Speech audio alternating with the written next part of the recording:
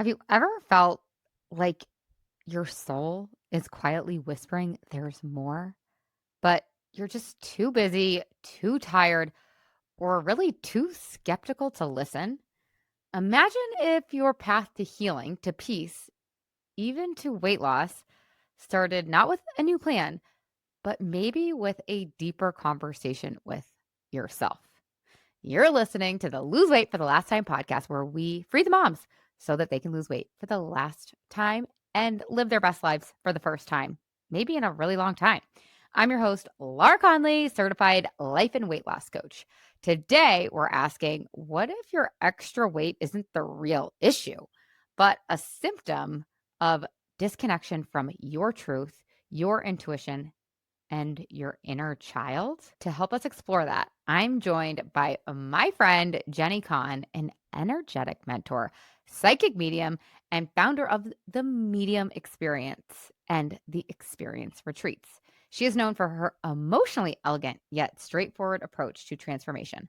Jenni helps individuals access their own truth frequency through intuitive mentorship, spiritual teachings, and luxurious global retreats. She's also the host of a podcast where she blends grounded wisdom with divine downloads, helping others to return to their power with humor, honesty, and heart.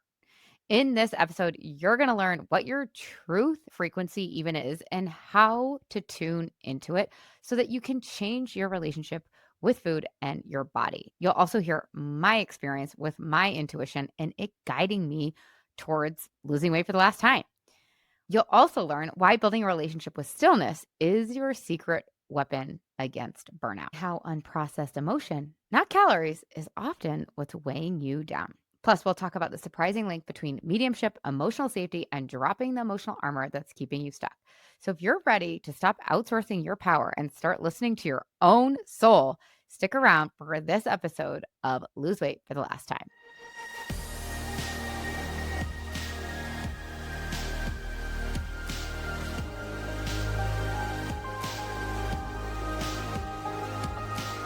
Okay, you guys, Jenni Conn, welcome to the podcast. I'm so excited you're here, you guys.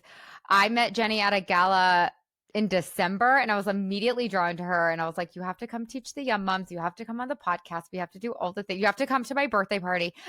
You have to I'm like a little aggressive, loving on Jenni. She's like, wait a second, hold on. I don't know about all this. So, Jenni, give us an introduction of who you are and how you got into the work that you do now in the world. Well, thank you. Thank you. Such a pleasure to be here. I'm very excited. I know this conversation is going to be rich. Where do I begin? This is something I kind of struggle with because I am a professional psychic medium, and usually I alter that a little bit depending on who's standing before me. And so, because it's just you and me, I will just tell you all the things. Yeah. I am a very accurate channel, and I want to help people strengthen their channel. And so, yes, I'm psychic. Yes, I'm a medium, but I just don't prescribe to the performative aspect of that. Like, I was certified as an evidential medium, but that just didn't light me up. And so I had to really navigate what did light me up when I would tap in and have access to this information. What I realized is what really lights me up is helping other people tap into their channel and deepen their relationship with their inner child and deepen their relationship with what I call the truth frequency, which is coming back to your heart, coming home to yourself. And over the last 5 years, I have built a career doing that. And I host retreats and I teach and I have a membership and I sometimes offer one-on-one readings, but most of my time is spent in mentorship and serving the clients that I've developed over the last 5 years. I love that. That's so cool. Okay, so when you say truth frequency, like what does that mean? And what does that mean like developing a channel? So for some of the listeners that might not have this kind of language in their vernacular, will you help us understand some of those terms? Yeah, absolutely. So we have senses. We have 5 senses, and we're familiar with these 5 senses that our body has. And I believe that we also have those same senses, which I call soul senses. And you might have heard of clairvoyance or claircognizance. And those are the things that we can actually use to help navigate the world. And so we have instincts and then we have intuition. And because we weren't taught how to deepen our relationship with our soul senses, we usually rely on our body senses and on our instincts, and that's based on survival. But I believe that we're in a time that we're past just learning to survive.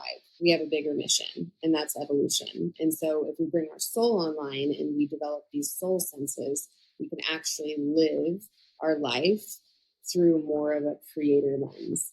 And so, when I talk about the truth frequency, I like to honor the experience you've had as a human, but I also want to have a deeper conversation that you are human and soul. And Mm. so, you're constantly walking around with this energy that is not only in your DNA and from your ancestry and from many generations back, but you also have a soul energy, a soul imprint. And there is a truth to that energy. And that truth feels very neutral when you come home to it. But when you're relying on more of your instinctual senses, your body senses, there is something that you all know very well, your nervous system, that fluctuates a lot. And it's filled with information. It's good information if we know how to read it. But I like to also have a conversation with the infinite wisdom and information that is from the spirit world. And that is what the truth frequency is when you're having a conversation with both. Okay, so say we want to start to connect with these senses, these soul senses. What can we start to do to develop that relationship with that knowing or that coming home or that truth? Yeah. The first thing is realizing how avoidant you are of quietude. Like, how hard is it for you to get out of your mind? We are so busy. A lot of women, I have to be careful when I say this, but a lot of women are very much dominant in their masculine energy. We have masculine energy, we have feminine energy, and masculine energy is about the container, it's about production, it's about doing, it's about safety, it's about control. And when we are in that masculine energy, we are in the survival energy. Very familiar with that energy. And that's great. I mean, that's how we're successful. That's how you make a business profitable. This is beautiful energy. We love the masculine energy, but when we're dominant in the masculine energy, we actually move away from the fluctuation of life, moving through the Mm, seasons, mhm, allowing ourselves to really honor emotion, energy mhm. in motion as it arises instead of suppressing it and not having the time for it. And so the first is you have to build a relationship with stillness. And I like to call it your default setting, which is that first thing in the morning before the world touches you, before you touch your phone. You're waking up, you're not quite awake yet.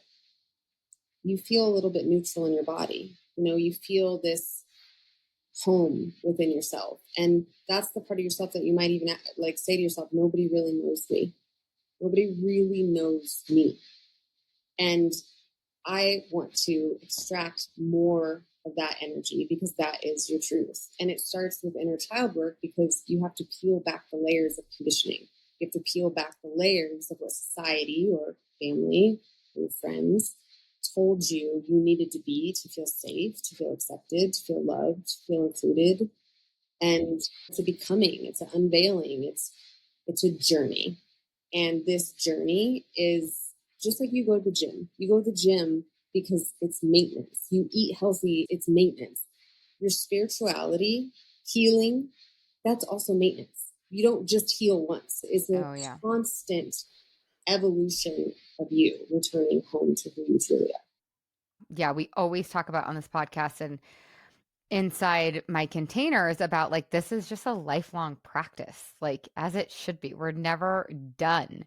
And that would be so boring if we were anyways. And I just love this conversation because, well, some of you guys know this is my summer of spirit. And so just really nurturing my soul, my sense of spirit, connecting back to my intuition and that knowing after having like a little mini midlife crisis last year because I totally got addicted to the hustle and I was out of balance. I was just way too in my masculine and into achievement and to productivity. And that was like my drug. And I kept setting over and over and over again, like this intention of like receiving and surrender and trust. And I was like, yeah, but how do you freaking do that? And so this year I'm answering that question. And I think you're right. Part of it is stillness and being willing to trust that you're safe to be still, because for so many of us, doing, busy, busy, busy is a drug, and it keeps us distracted and away from ourselves. And like for me, I've gotten so many just truths, just downloads of what's true. It's neutral, it's not emotional. And when I can tune in and listen to that, it's like it cannot lead me astray. Like it can't. Like your body can't lie. And you guys, that's one reason why I wanted to have Jenni on the podcast, because I think that for me, this is kind of a funky tangent, but for me, what was so interesting is when I decided I really wanted to lose weight, it actually was coming from my intuition. I didn't think it was intuitive. I thought it was conditioning, and I thought that that was bad and wrong. So I thought, oh, I want to lose weight, but I shouldn't want to lose weight because that means I hate my body and I don't love my body. And the truth was, is the reason the extra weight was on my body was from me abandoning myself, from me distracting myself, from me snacking at night because I was bored or because I wanted a reward or because I was sad and I wanted to avoid or escape. And when I finally got quiet and like tuned out all the externals, I was like, no, this actually is like my knowing that this extra weight on my body isn't right for my body at this time. And so when I finally like let myself trust that, it set me on such a remarkable path, one of the best paths I've ever journeyed down. So I just kind of want to make that connection for all y'all, because you might be like, why are we having an intuitive or a medium on like a weight loss podcast? But it is all connected. And when I was able to like really let go of the shame of wanting to lose weight, because at the time I was like a yoga teacher and a meditation teacher and a coach, and it's like I should love my body at any size, and it's like I did love my body, but I also wanted to change it. And so developing this sense of trust with yourself that you actually know the answers can be huge. And then we don't need another book or another podcast or another someone outside of ourselves, because we have all the answers anyways. Mm-hmm. I love that. I mean, that's part of the channel is anytime that we get around people that have like a really open channel, our channel opens. And so like whatever floods through for a reason, and there's a servitude that clearly you have a podcast, you're serving people. So that needed to come through because somebody needed to hear that. And what I was hearing too is like energy is weight. And so when you suppress feelings, you're more likely to hold on to those calories. And so I know somebody that can snack at night and not gain a pound. And then I know somebody that can have a half a freaking mini cupcake and gain 5. And what I think is confusing is that we don't also have the relationship of, well, how good are you at processing your own feelings and emotions?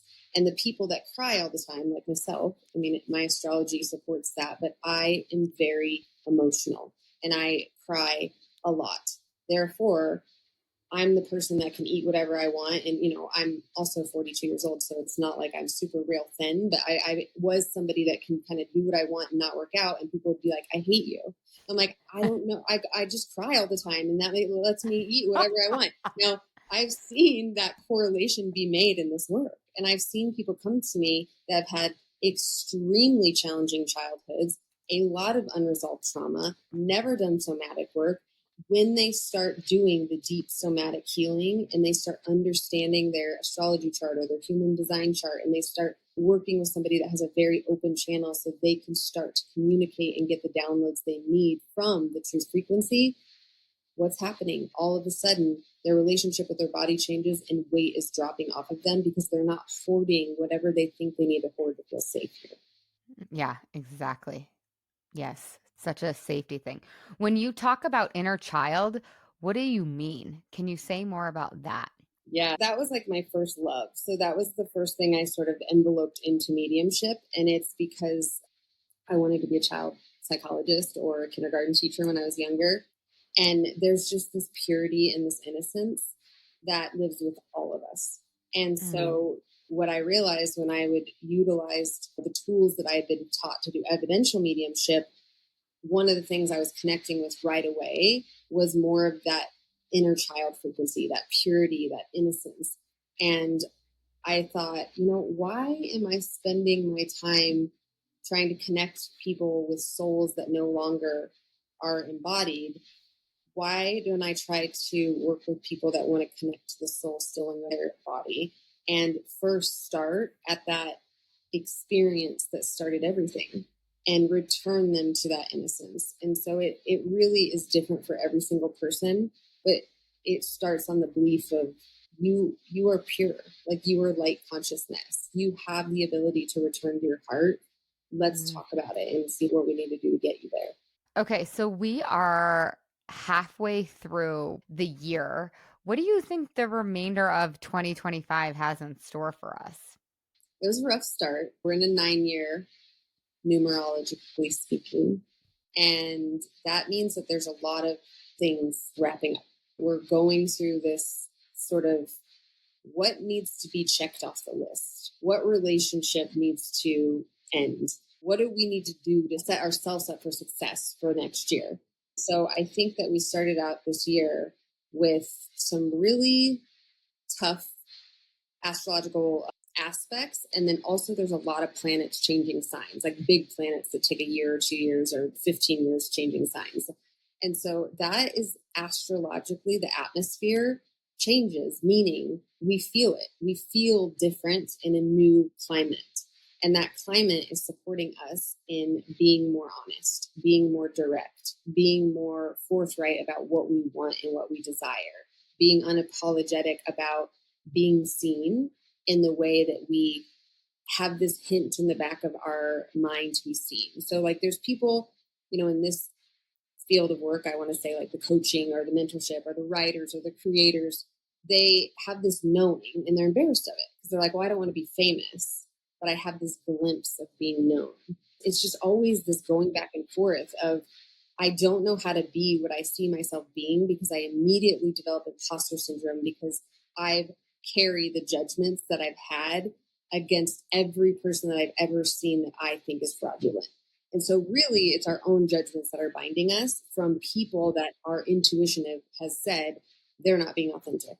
And so we have to realize that the world is a mirror. And so if we can stop looking outward and start looking inward, this year is going to really give us the courage and the push and the permission to step into next year with this more of an unapologetic, I'm not wasting any more time. But this, like the next 6 months, I think, with Jupiter moving into Cancer, it's going to be there a year, really, really, really is saying, how do you nurture yourself? How do you have proper boundaries around your inner child, your innocence, your kindness, your compassion? Because I believe that we're growing out of the age of glamorizing women that are selfless. It's like if you're selfless, you're codependent. And so that's not who we are anymore. And so the only way that we can be strong, self operating, healthy women is to go inward and really clean house on how we're taking care of ourselves, not just our body, not just our diet, but our energy. Hmm. Yeah, that's truly what real self care is. And I mean, I always say, like, selfishness is the first act of true selflessness. Like, you can't actually be selfless. Like, I can't, at least for me. Otherwise, it just feels like an obligation and it just builds up so much resentment.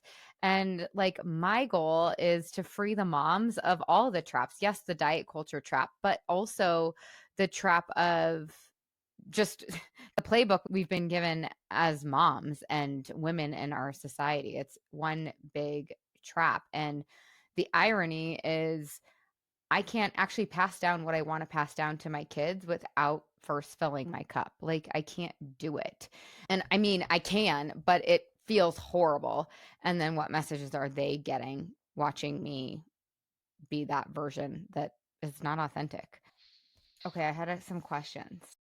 So this is like kind of a year where we're completing a lot of unnecessary BS.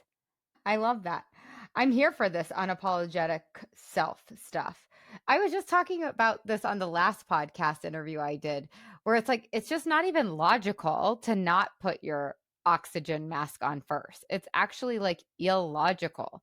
And it's like, let's just try it another way. We have seen all these reasons as to why this doesn't work. Let's try doing it a different way and just see. We could just experiment. We could go back to surviving versus thriving. But I don't know. I think that there's so much possibility. One question I was curious about is I was chatting with my friend Colette, who you'll get to meet. She's like my bestie in my neighborhood.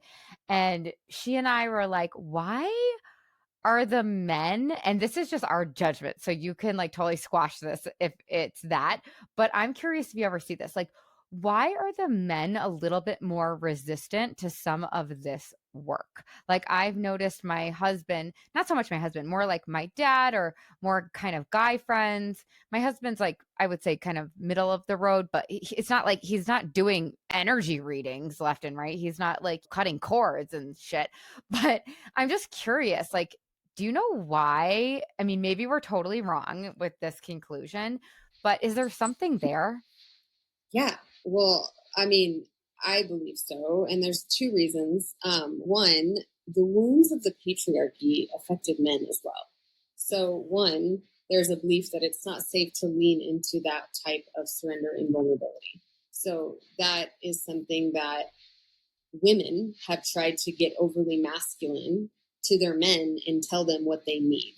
And I believe women are supposed to emotionally lead, not emotionally labor. So the more that you try to emotionally labor your man to do work, the more he will be repelled, not only against the work, but also you. And so I think that our approach needs to change. But also, I think that they are built energetically differently than us. And I think men, or those who are more dominant in their masculine energy, have Mm, this force inside of them that wants to provide and protect. And providing and protecting doesn't always coincide with deep surrender and healing. But I do believe that in partnership, when one of the people in the relationship is doing the surrendering and healing and the other one is providing and protecting, it's a beautiful union. There's been times where I've been in deep work and some of my deepest wounds, which were around betrayal and infidelity, were coming up. And I thought that if my husband did the work, that would help me heal the wound. And that wasn't me being radical responsible. That was me projecting. That was me trying to bypass. And when I realized that my story is my story and that my husband has nothing to do with my wounds, and I did the work and I healed, mm, he, I swear, overnight yeah. changed. And it was so annoying, and it still is annoying because it happens all the time, that the minute I start putting my energy on him instead of looking in the mirror, I am met with resistance. Our sex life decreases. It's like it really does throw a huge wrench in the relationship. So now, being a very slow learner at this, I've decided his journey is his journey. And maybe in this lifetime, his healing is only going to be parallel to mine. And I need to stay in my own fucking lane. And since I've lived in that way, it's been phenomenal because I am in a position where healing is my life and I prioritize it all the time. And I watch him transform. And I have no idea how he does it except sleeping next to me every night. That's so well said. Yeah. I think a lot of relationships where both parties are hanging out in the control lane and the masculine lane and the like hyper productivity lane. Yeah. And there's an imbalance. Definitely. I totally see that. So, can you go into that a little bit more?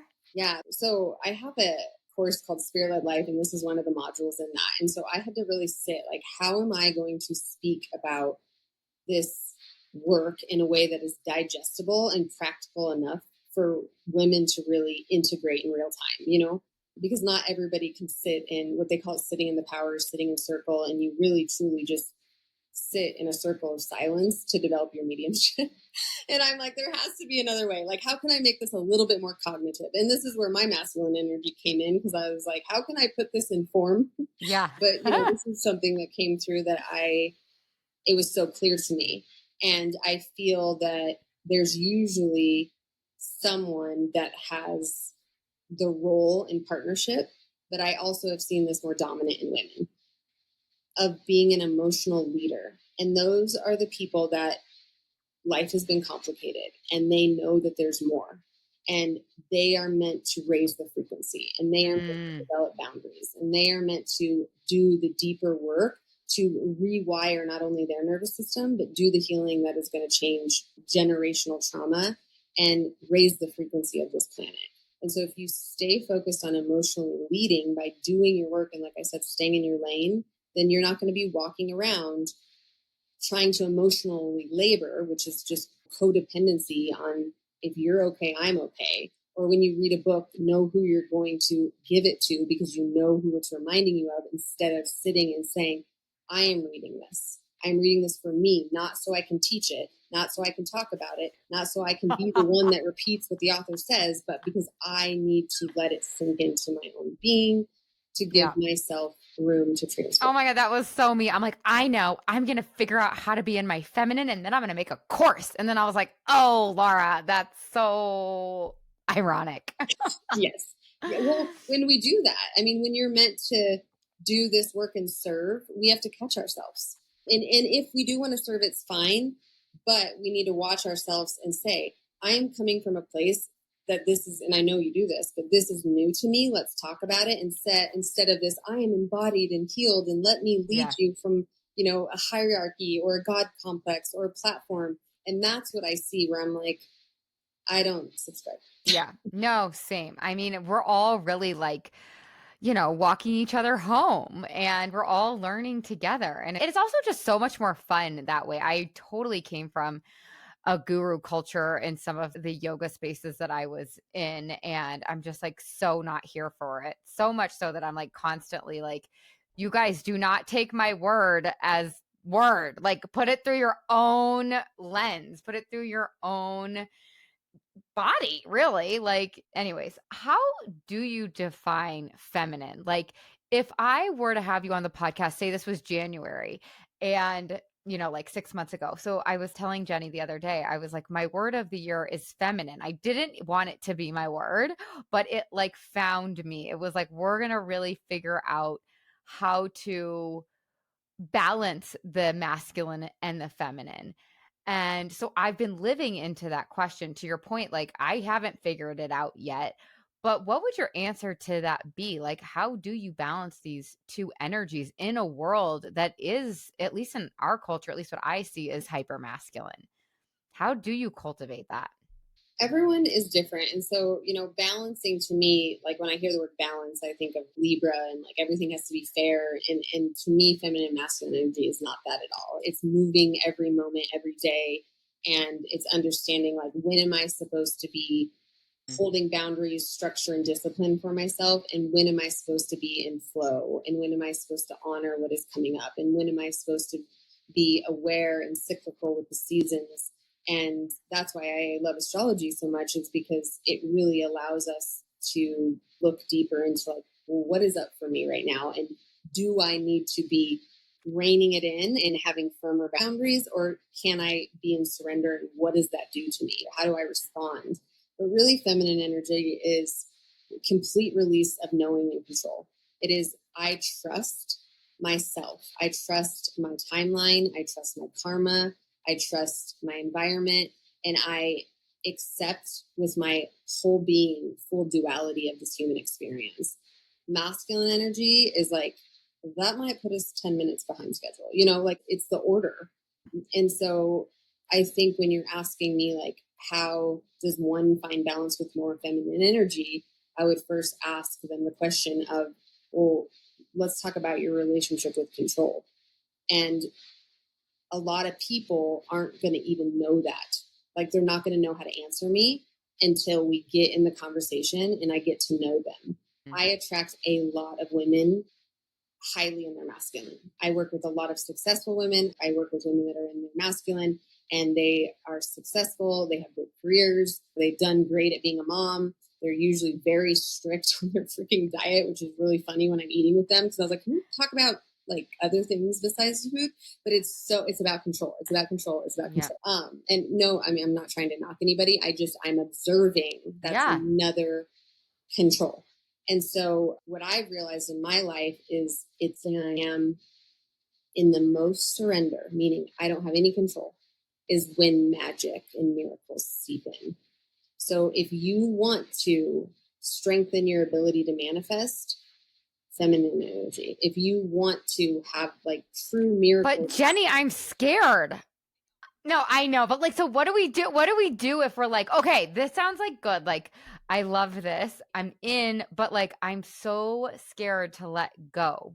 Why though? Why are you scared to let go? Oh, I love you. See, I knew you'd be a great podcast guest. Um, yeah, because I don't trust, because I haven't tried, I don't know, the universe. I mean, this is not true for me right now, but this would have been true for me if we were talking like last year. And this is true for me, like depending on the day. Like right now, I feel pretty good, but yesterday I was a little shaky, Jenni. It's almost like my default setting goes back to like control. And so, yeah, I'm scared that I can't trust. Yeah. So may I speak to you about what I know about you? Yeah, please. This is so fun. So your nervous system was developed in the womb of a woman that found her complete worth by what she did for her children. So that means that you watched something happen, but internally it didn't make sense. So there was this internal conflict from the beginning. And then when you came to the conclusion later in life that your mom was completely selfless to be of servitude to what she felt was her duty in life, then there is something internally that's like, I will do the opposite. And if you're going to do the opposite, then that means that you would develop complete control of everything from the inside out. So you would never be taken advantage of by any roles outside of you. Okay, so then what do we do? So, and that's a story that many, many, many, many of us have. So that's a story that is like, okay, so I have to go back and I have to re-raise my little girl and say, I know that you see this, but what are you feeling? I know that this is the information, but what are you feeling?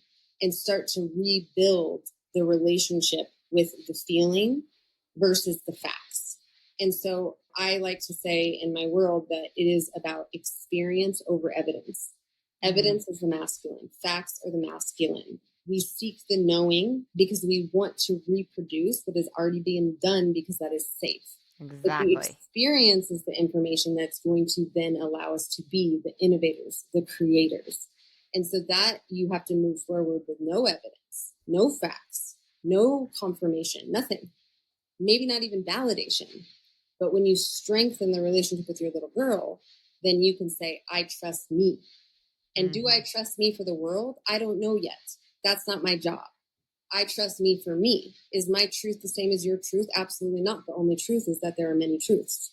But my job is to know my truth. My job is to trust my inner knowing, my little girl.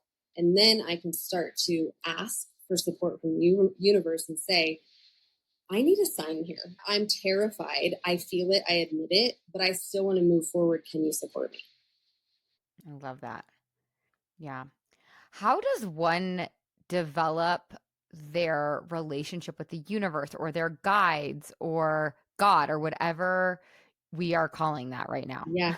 Whatever you want to call it, whatever makes sense. You know, I really truly believe in all religions because I think all religions are the same thing moving through human. And so all the things move through human and then it got boundaried or misinterpreted. So whatever is source to you, source is going to support all of us very differently. Some of us are prone to respond to animal medicine. Some of us really truly can hear and feel vibration from the plants and from nature. Some of us, like myself, are very claircognizant, meaning once I start speaking, the channel comes through. So when I'm writing or speaking, stuff comes through where it doesn't hit my consciousness, it just comes through me. And then people ask what I say, and I'm like, I have no idea. People will talk about what I say in readings. I'm like, I have no idea. But that takes a lot of courage because it's like, I'm going to talk to you about something, but I have absolutely no idea what I'm going to talk to you about. And so we have these senses that move through us in different ways, and the universe supports us in different ways. And so I know that I'm supposed to be a writer, and I know I'm supposed to be a speaker. Therefore, that's what I've leaned into. And so if I want to build a relationship with the universe, I would say, dear universe, I'm having some trouble in this area. Can we have a conversation? And it's almost like I was doing Chat GPT before Chat GPT, except I respected and honored what moved through me. I didn't need a device for it to be a channel. I just needed to Right. start speaking. So for somebody that wants to do it in more of a ceremonial way, it is going to be more light the candle, burn the sage, meditate. There's so many different ways, but it is what feels good to you, what lights you up. Some people are drawn to crystals. It doesn't matter. There's no right way. I need help. I surrender. Please show me a sign or communicate in a way that I will unmistakably hear you. It's a dialogue. That's what it is. It is a dialogue. And if you've ever prayed, you're already having the conversation. Now you have to learn to listen. Mm-hmm. Mm-hmm. Oh, it's so, so good. Okay. So I know that the audience is like hanging on to your every word. What could you leave them with? You always are talking about, which I absolutely love because now I'm borrowing it, but like I sh you guys, when I talk to Jenny's like, "I'm gonna feel into this and I'm gonna sense." And I love that. So like, okay, so you could totally like be like, "No, that's not a question I want to answer. That's dumb. Like we're not doing that." But my question is like, if you could sense into the audience, like what is a message that this audience needs to hear?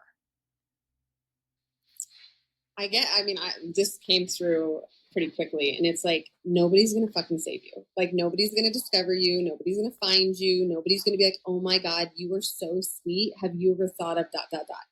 And so I think at the end of the day, it's like, you have to be your own agent. You have to discover yourself. You have to get some sort of authority. Oh, I'm getting the chills. There's something in astrology that I love to do, and it's something that I made up, but it really works, and I've been doing it for a while. But it's working with your moon, your rising, and your sun. And it's like, one is the higher self, one is the ego, and one is your inner child.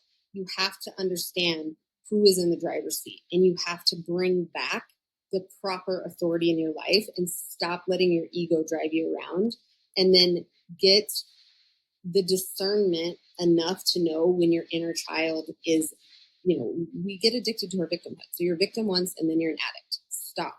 And so look at the patterns in your life where you feel victimized and truly anchor into your authority and say, we're done.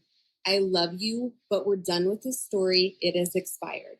We are Mm, not going to get to the next version of our life until we can choose to operate in a way that mature woman is operating.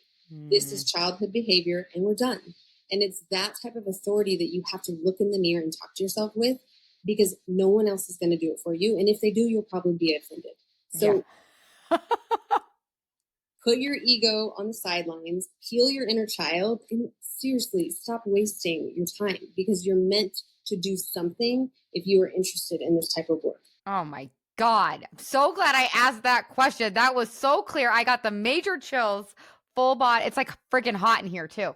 And I'm like having the chills. Okay. So, Jenni, tell us how we can find you, how we can work with you, how we can stalk you, all the things. Okay, so this is my favorite part, because mediumship is like, people are like, oh, you're a medium, who's with me? And to be honest, like, I'm a little spicy. You probably gathered that with that last bit. And it's like, I don't know. Like, I have to sit and really do what I've been trained to do. And that doesn't light me up. What lights me up is if you came to me and say, what do I need to do to get out of my own way to be the highest expression of myself? Because I want to live a beautiful life. I'd be like, we are meant to work together, and I will tell you exactly what you need to do. And I do that by looking at your astrology chart. I do that by sitting with you and having a conversation. And I am like a spiritual linguist. My friends call me an energetic concierge. So if I'm not meant to serve you, I will refer you to the hundreds of people that I know that do healing work. I'm not going to heal everybody. And I believe we heal ourselves anyway. But what really lights me up, like Laura, I love this, is my retreats. Like, I want to spoil you. I want to pour you fine champagne out of crystal, and I want to take people around the world and put them in an environment to where they will remember themselves. And ever since I started doing retreats, people tell me. I mean, one woman is coming back to her fifth retreat. It's like your life will change if you are devout and have the courage enough to come be in an environment where you will have to look in the mirror at the next version of yourself and say, okay, here we go. Oh, I love that. Okay. So what is your Instagram? What is your website? Oh, and you have a podcast too. I do. Yeah, I just changed the name of it. So everything is the medium experience. And I went back and forth with that for a while because a lot of people, they just didn't like it. It didn't sit well because of the word medium. But now I Oh, realize it's because I believe we're all energetic artists. And to be an energetic artist and open that toolbox is through mediumship. So it's the medium experience, and we all are going to have different experiences of it. If you want to be evidential, you may be evidential. what does medium actually mean? Well, I think medium is like just any type of tool, like any Yeah. tool. So mediumship is like the medium, the medium to access the other side. Like, you're the medium, so you're the tool to bring through information. Okay. Information. So it doesn't have to be like talking to dead people. Like mediumship does not have to mean talking No, to dead there's all people. kinds Okay. of mediumship. Yeah, there's trance mediumship, there's soul mediumship. It's just what people usually think of is I walk around and I see dead people, and it's what Hollywood has done Yeah. to it. Yeah, but no, it's Okay. Got it. Okay. So they can find you the medium experience and your yes, podcast is champagne it channeling. is. Yeah, I changed it. So champagne channeling was something that Ernest Hemingway said, "Write drunk, edit sober," and I feel like when I was when I was training to be an evidential medium, I would have a glass of champagne and it was just like the floodgates would open. And so I just started realizing that my act, and that's why they call alcohol spirits. And so I thought, you know what, I'm going to just have some fun with this. I do not drink before a session, FYI, but I would go on Instagram and have like pop a bottle and have a glass and start speaking and pulling cards for people. And it just was received really well. So then I thought, why not do that with anyone that wants to have a conversation about soul betterment, self improvement, self discovery, and Oh it my gosh. really what? I love that. You guys, she's coming to my birthday party and I'm like so excited about it. My summer of spirits, spirit like as in champagne and as in Jenni telling us all these magical things. Okay, well, thank you for coming on the podcast. This was so fun. I could talk to you forever. Any last little takeaways that you want to give to the audience? I think that something that's been top of mind the last few days is we can get addicted to hiring people or buying Mm, courses or buying modules or investing in another mentor or another coach. And I think what I'm really, really learning is our mind wants more information, but our soul just wants proximity. So if you can prioritize just mm, sitting in the environment that you admire or that people you look up to are in, you will manifest and transform so much faster because it's alchemical. You will just merge with the energy of the room by being a mhm. bystander, by listening. That's And so so, funny. I've been saying the same exact thing. Actually, yeah, and I saw your Instagram story talking about this, and I totally resonates because you're right. We don't need more knowledge. We almost need like, I don't know if you know Kathy Heller, but I'm just like, I need her to be my coach. She's not saying anything new, but like I just have to be in the energy of because it's like a constant reminder for my soul or for me or all of us over here. yeah, it will strengthen you in the ways that you don't know the how yet if you're just in the energy. Well, it's similar to what I was drawing. I can't tell you what you spoke about at that gala, but I was just like, I like her.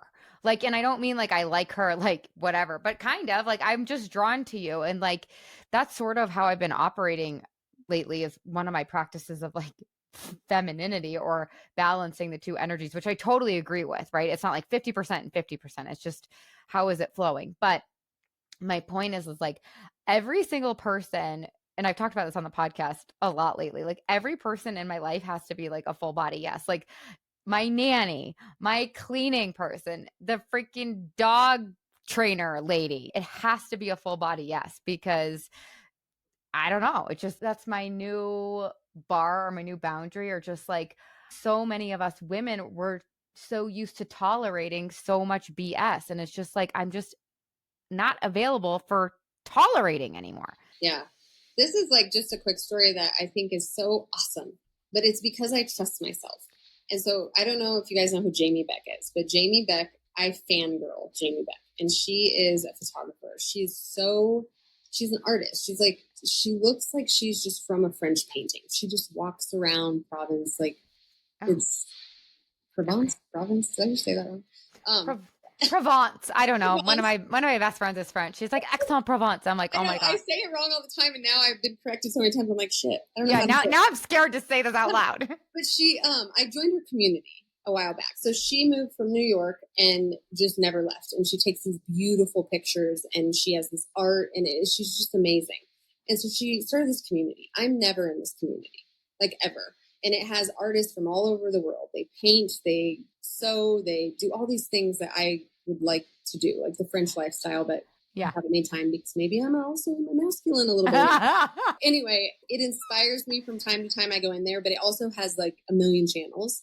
And so it's just overwhelming because it's Yeah. like, 35 notifications, 20 notifications. It's a lot, but I like it. Like I being in the group is enough for me to know that that energy is available to me, and that serves me. And so my son was in a PGA tournament the other day, and I'm walking the golf course, which you really shouldn't have cell phones. And I had this knowing, because I have a very strong relationship with spirit, and I know that your voice sometimes isn't your voice. It is communication. So we have to stop thinking every time we hear something, it's our thoughts.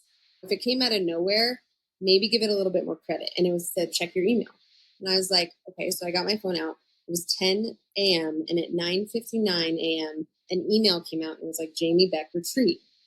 And this woman is exceptional in how she hosts, like her floral arrangements, like everything that you could ever imagine as a dream retreat in France, which I'm doing one next year, by the way. Oh my God. And I just knew I needed to be there.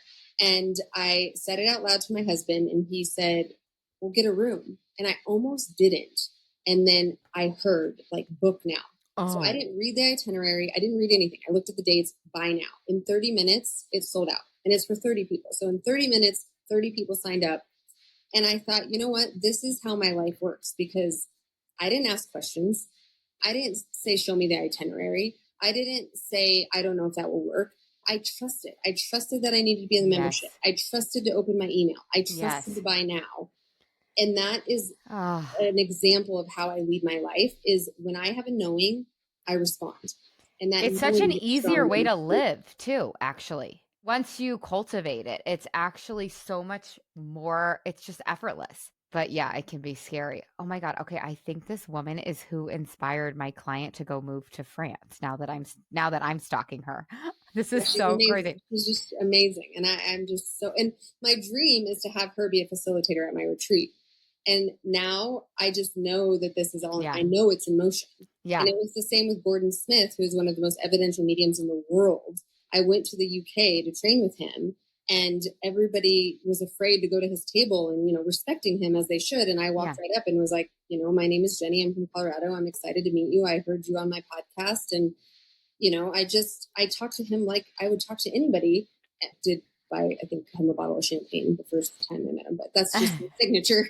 Yeah. And anyway, he's helping me facilitate at the Scotland retreat next year. So now he is a co-facilitator because I followed the nudge, not because I was going that first year to ask if we could work together, because I wanted to be in his energy to even see if I liked the guy. Yeah, if I didn't like the guy, I would drop the dream and try again. Yeah, totally. Oh, so good, Jenni. All right, you guys, you have to let us know what resonated. What did you like? What are you picking up? What are you going to implement? Thank you so much for coming on, Jenni. So selfishly, so fun for me. Yeah, I hope you guys all have the absolute best week ever. And I don't know. What do you say? Bon voyage? What do you say in French? Well, thank you so much. I'm honored. If you guys end up following me on Instagram, please pop in my DMs, say hello, say you came from Laura's community. I'm honored. And maybe I'll see you at one of the retreats. Yeah, I love it. Thanks, Jenni. Bye. Bye. I always say ciao, ciao. If that's Italian, not French, but that's what I say at the end of my podcast. I love it.